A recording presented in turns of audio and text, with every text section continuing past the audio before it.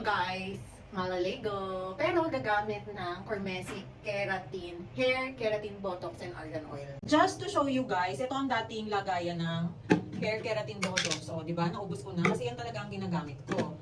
Now, ganito na yung itsura niya. Mas maganda kasi itatapon mo na lang siya, hindi siya bulky. And mas okay yung ganito para sa akin, I think. Mas affordable pati kasi dalawa na 100 something lang. Yan siya guys, Argan Oil and Botox na siya.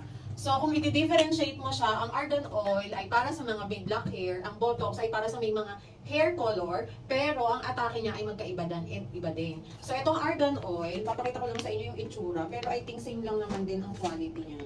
So, dito na sa legs ko guys, dahil wala akong stand.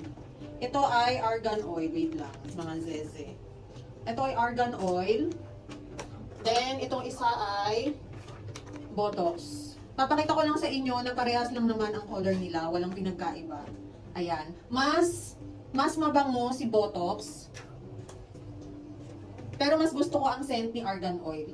So, hindi common ang scent ni Argan Oil. Ito si Argan Oil, ganyan ng quality. Ito si Botox, ganyan ng quality. So, mas lighter ng konti yung color kaysa kay Argan Oil. Ayan siya, guys. Kaya kayo, kung may mga damaged hair kayo, ganito na rin ang gamitin nyo, guys. Lalo kung nagda-dry, frizzy, hindi nyo na kailangan magpunta ng parlor. Kasi on your own, kaya nyo nang magpalambot, magpa-shine, at magpa-repair ng hair dahil sa mga dryness, dullness, frizziness ng mga hair color nyo. So, ayan siya, guys. Ilalagay ko basket nyo, i-check out nyo na lang, okay?